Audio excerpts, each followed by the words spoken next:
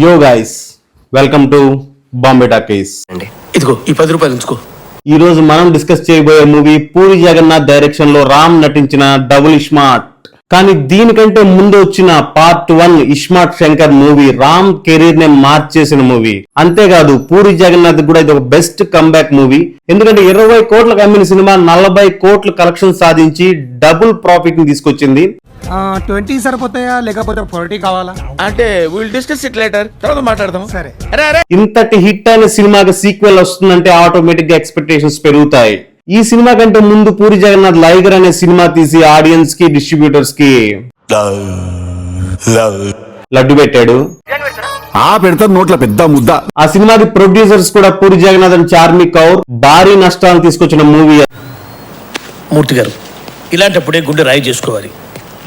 అలాంటి భారీ నష్టాలు మూవీ తర్వాత వస్తున్న సినిమా ఇది. సో ఆటోమేటిక్ గా పూరి జగన్నాథ్ దీని మీద చాలా జాగ్రత్త తీసుకుంటాడు, చాలా కేర్ తీసుకుంటాడు అని ఎక్స్పెక్టేషన్స్ ఉంటాయి. అంతేకాదు ఇస్మార్ట్ శంకర్ లాంటి మంచి క్యారెక్టర్ చేతిలో ఉంది. సో ఆయన దీన్ని కరెక్ట్ గా మౌల్డ్ చేసి పార్ట్ 2 లో ప్రెజెంట్ చేస్తే ఆటోమేటిక్ గా సినిమా బ్లాక్ బస్టర్ అయ్యే ఛాన్సెస్ చాలా ఉన్నాయి. అండ్ ఈ సీక్వెల్ ని హై ప్రైస్ కి అమ్మారు. 48 కోట్లకు డబుల్ స్మార్ట్ అమ్మారు. నా దందా అంతా ఇది వ్యాపారం. అంటే 49 కోట్ల కలెక్షన్ సాధిస్తే ఈ సినిమా హిట్ అని అర్థం. మరి ఈ సినిమా ఎక్స్పెక్టేషన్స్ రీచ్ అయిందా లేదా అన్న విషయాన్ని డిస్కస్ చేద్దాం. ఈ సినిమా కథ విషయానికి వస్తే, ఈ సినిమాలో సంజయ్ దత్ బిగ్ బుల్ అనే పవర్ఫుల్ క్యారెక్టర్ ని ప్లే చేశాడు. సో ఈ సంజయ్ దత్ కి తనను తను చాలా పవర్ఫుల్ గా ఫీల్ అవుతూ ఉంటాడు. అలాంటి వ్యక్తికి బ్రెయిన్ ట్యూమర్ ఉందని తెలుస్తుంది. ఇంకొక 3 నెలల్లో అతను చనిపోతాడు అని తెలుస్తుంది. అది తెలిసిన సంజయ్ దత్ తను ఎలాగైనా ఎప్పటికీ బ్రతికే ఉండాలి అన్న ఆశతో తన మెమొరీని ఇంకొకరి బాడీలోకి ట్రాన్స్ఫర్ చేయొచ్చు అన్న విషయాన్ని తెలుసుకుంటాడు. సో ఆటోమేటిక్ గా ఆ మెమొరీ ట్రాన్స్ఫర్ కి పాసిబుల్ అయ్యేది మన హీరోనే. మన హీరో తలకు ఒక USB పోర్ట్ పెట్టుకుని తిరుగుతూ ఉంటాడు. సో విలన్ ఆ పని చేయడంలో సక్సీడ్ అయ్యాడా లేదా? అదే విధంగా హీరోకి ఒక రివెంజ్ డ్రామా ఉంటుంది. సో ఈ రివెంజ్ డ్రామా ఏంటి?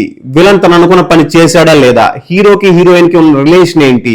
సో ఈ విషయాలని మనం మూవీలో చూసి తెలుసుకోవాల్సిందే. ఇక విశ్లేషణ విషయానికి వస్తే, ఫస్ట్ సీన్ విలన్ ఇంట్రడక్షన్ ఒక మంచి ప్రీ ప్రొడక్షన్ వాల్యూస్ తో, మంచి స్క్రీన్ ప్రెజెన్స్ తో, మంచి BGM తో విలన్ ఇంట్రడక్షన్ ఉంటది. ఆ విలన్ ఇంట్రడక్షన్ లో ఒక ఫైట్ తో స్టార్ట్ అవుతుంది. మార్షల్ ఆర్ట్స్ లో ఎక్స్పెక్ట్ అయిన చైనీస్ తో ఫైట్ అది. అలాంటి మార్షల్ ఆర్ట్స్ లో ఎక్స్పెక్ట్ అయిన పీపుల్ ని కూడా విలన్ ఒక ఇంచి కూడా కదలకుండా, ఒక ఫీట్ కూడా వంగకుండా 20 మందిని నరికి అవతలేసేస్తాడు.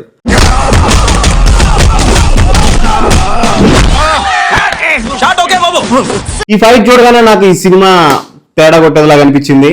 అది అవ్వగానే మన హీరో ఇంట్రడక్షన్ అయిన తర్వాత నుంచి ఫస్ట్ హాఫ్ అంతా adultery comments, adultery jokes and adultery romance, ఇదే పందాల ఫస్ట్ హాఫ్ అంతా నడిచిపోతుంది. ఈ మధ్యలో ఆలీ ఇంట్రడక్షన్ ఉంటుంది. దీనిలో ఆలీ పేరు పోకా. It's POKA పోకా.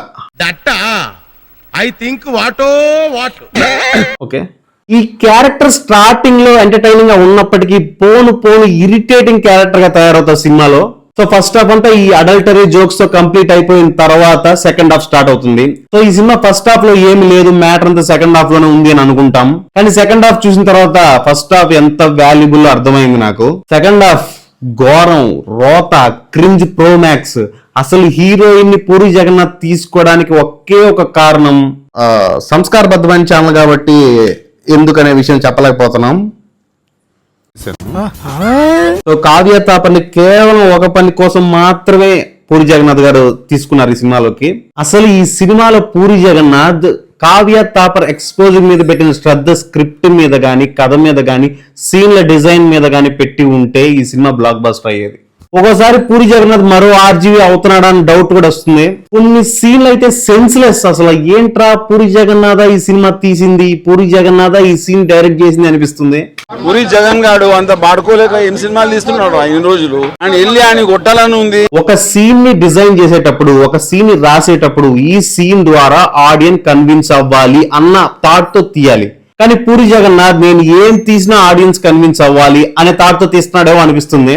ఎప్పుడైతే ఒక సీన్ తో ఆడియన్స్ కన్విన్స్ అవుతాడో అప్పుడే సినిమాకి అతను కనెక్ట్ అవుతాడు.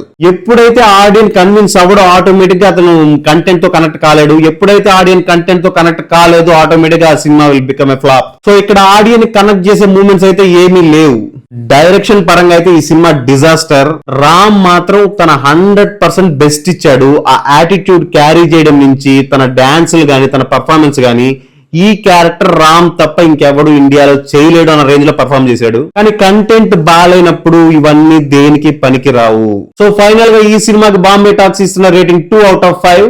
సో నెక్స్ట్ రివ్యూలో మళ్ళీ కలుసుకుందాం. Until then bye bye.